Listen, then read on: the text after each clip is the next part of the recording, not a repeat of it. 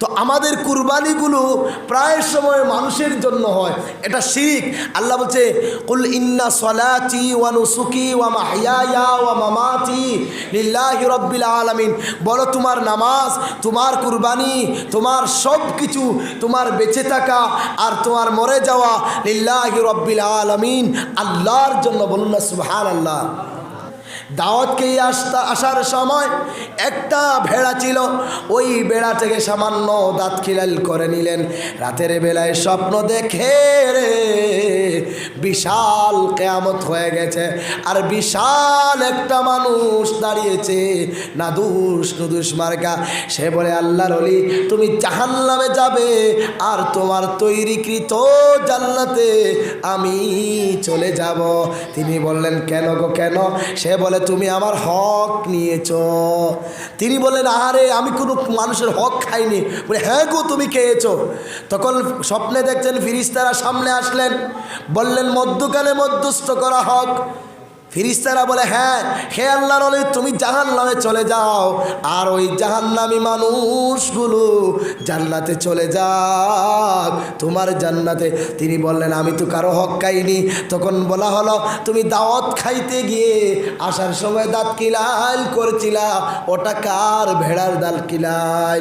অনুমান করুন, একটা দাঁত কিলাল করার কারণে জাহান্নামের ফয়সালা হয়ে যাচ্ছে। আর আমরা তো কত আইল টেলছি, কত মানুষের হক কাটছি, মানুষের ঋণ আনার সময় আব্বা ডাকি আর দেওয়ার সময় গোদা হাতে নেই কি নেই না ভাই? এই যে হারাম পদ্ধতি চলছে, 1 টাকা হারাম খাইবা তো 40 দিন ইবাদত কবুল হবে না। বলখের বাদশাহ ইব্রাহিম বিন আদহাম নামাজে দাঁড়িয়েছি। ফিরিস্তারা বলে চিনো উনিকে? অন্য ফিরিস্তারা বলে উনিকে। তিনি শুনতেছেন, বলা হলো উনি আল্লাহর ওলি ইব্রাহিম বিন আদহাম, কিন্তু ওনার দোয়া কবুল হয় না। আজকে 40 দিন হয়ে গেল উনি হারাম খেয়েছে। উনি এক জায়গায় খেজুর কিনতে গিয়েছিল, ওই সময় একটা খেজুর খেয়েছিল, যার কারণে তার দোয়া কবুল হয় না, নামাজগুলো ঝুলন্ত আছে। এই অবস্থায় যদি মারা যায় সে জাহান্নামে চলে যাবে। তিনি চমকে উঠলেন, উঠে হঠাৎ মনে করলেন খেজুর কোথায় খেয়েছিলাম। হঠাৎ মনে হলো তিনি মদিনার মক্কার এক বাজার থেকে খেজুর কিনছিলেন। তখন একটা খেজুর আগে খেয়েছিলেন টেস্ট করার জন্য, ভালো না খারাপ, কিন্তু ওটা ওজন দেওয়া হয়নি, মালিকের কাছ থেকে ওর দাবি ছুটানো হয়নি। বলুন না নাউজুবিল্লাহ।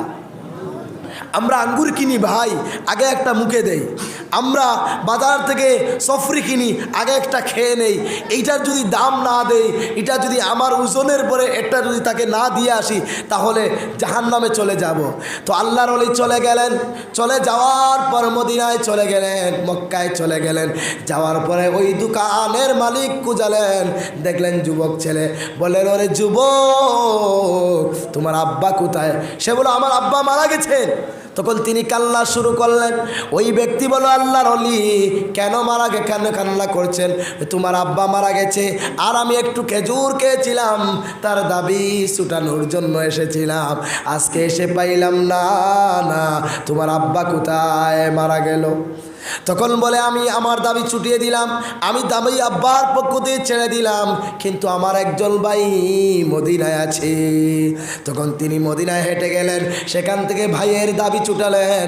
এবার নামাজে দাঁড়িয়েছি, শুনে আসমান থেকে ফিরিস্তার আওয়াজ দিয়ে বলে জাননি উনি কে?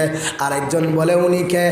তখন ওই ফিরিস্তা বলে উনি হলেন ইব্রাহিম বিন আদহাম।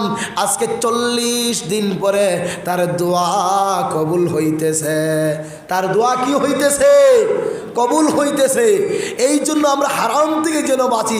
হারামে কোনো আরাম নেই, দুনিয়ায় সাময়িক আরাম পাবো। আমাদের 1 নম্বর ব্যবসা, 2 নম্বর, 3 নম্বর, 4 নম্বর, 5 নম্বর ব্যবসা পর্যন্ত চলে।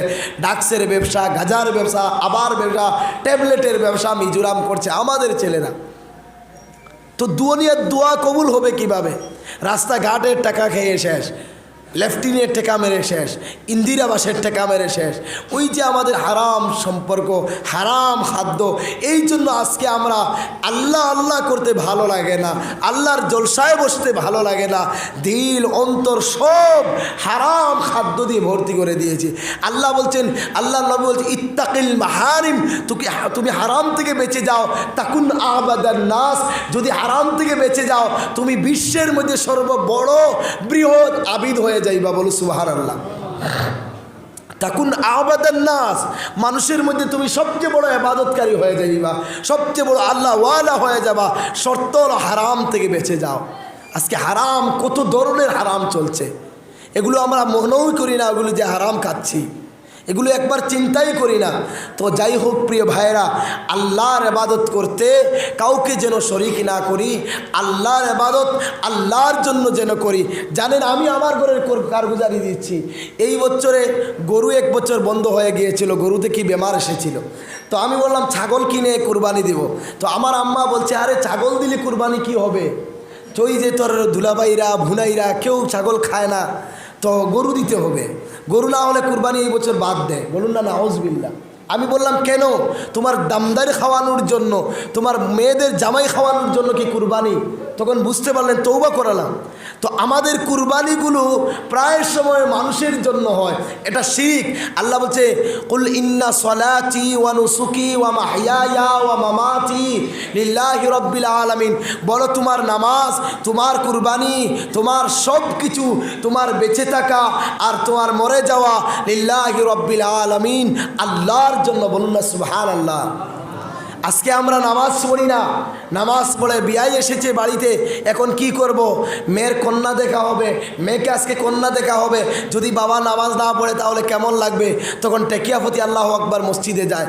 এই নামাজি ফাওয়াইলুল লিল মুসাল্লিন, তারা হচ্ছে জাহান্নামী, যারা মানুষকে নামাজ দেখাইয়া পড়ে, মানুষের জন্য নামাজ পড়ে। বুঝতে পারলে?